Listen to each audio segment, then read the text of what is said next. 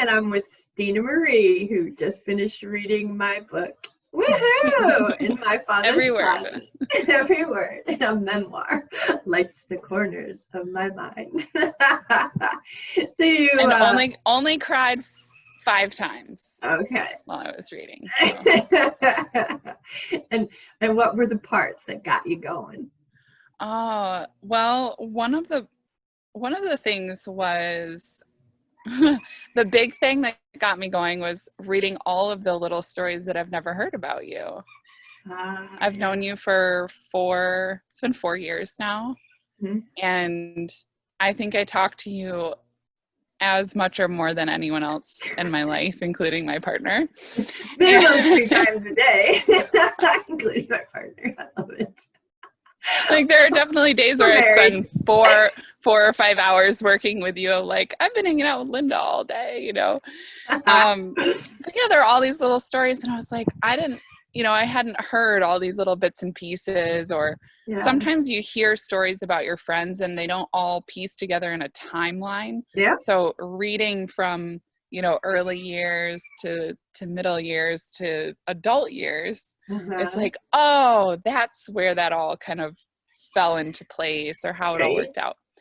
So it's going to make me really emotional, because I was reading it and I was just thinking, I was having these like flash forwards, I guess, to like a day when I don't have you around, and how amazing your legacy is, and what a just like the little things in your childhood about you that I see as an adult. And that's so fun, because like here I am at 30 and I can see those things for myself, where you're like, oh, of course, because this, when I was a kid, I loved to perform.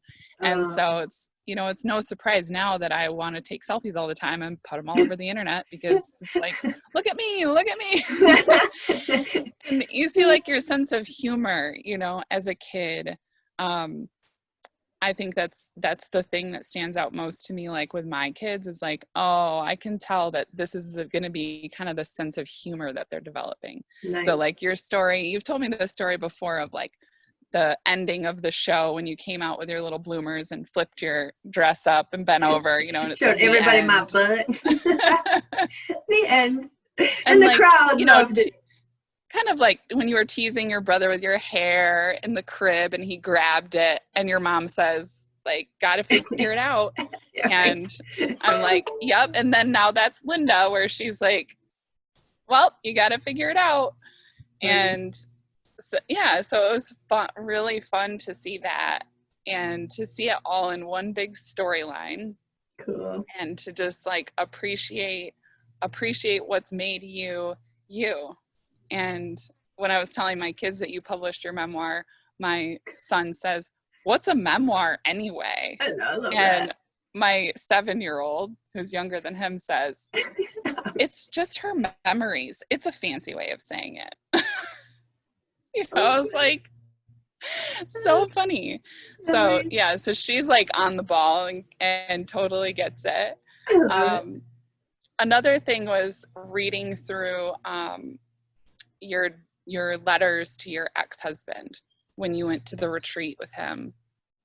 And there were so many things I highlighted that I was like, I could have written that, and I could have written that, and I could have written that. Like those could have been my words when, in my past relationship too. And I thought, I wonder how many of those themes are just so consistent for women in relationships that aren't a good match for them.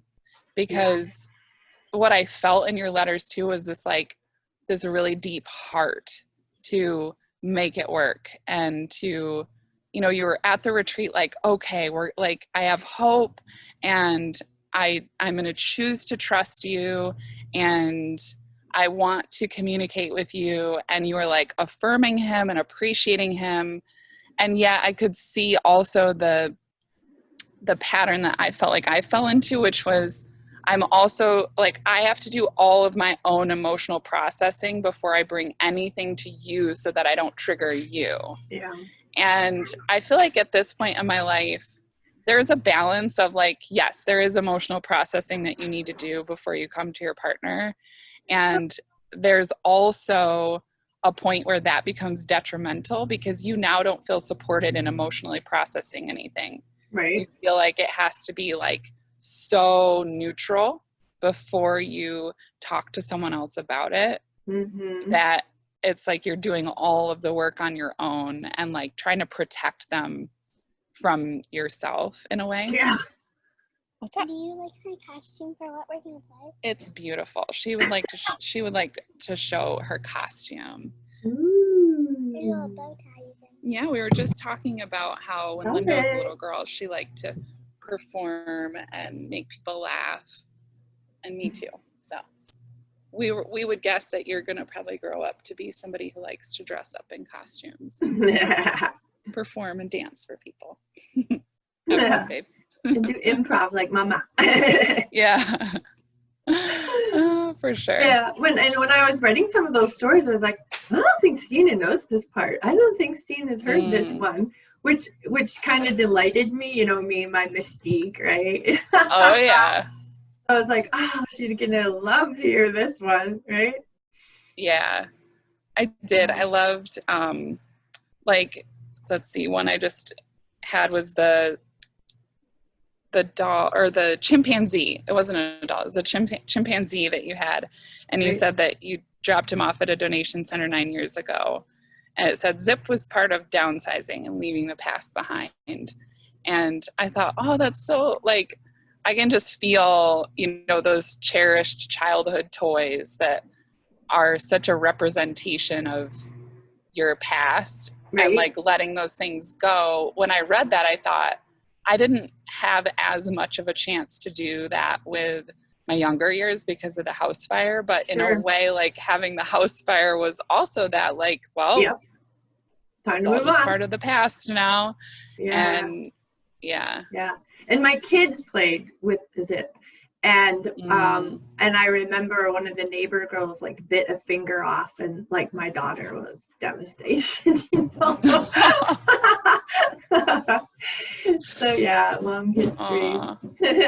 I also I loved the story when you said my mother loves surprises. When I was 4, my father took me to Christmas shopping for her. When I got home, I told her we'd gotten her a present. I said, they're red and fuzzy and you can wear them on your feet. I'm not going to tell you what they are. Sounds like your daughter. I was like, yes, we have no idea what that could be. Not at all. I could just see your dad like, oh, there we go. Well, my dad was like Terry, so he thought stuff like that was a complete riot. Oh, yeah. That's always nice. So what else made you cry? Let's see. Let's see.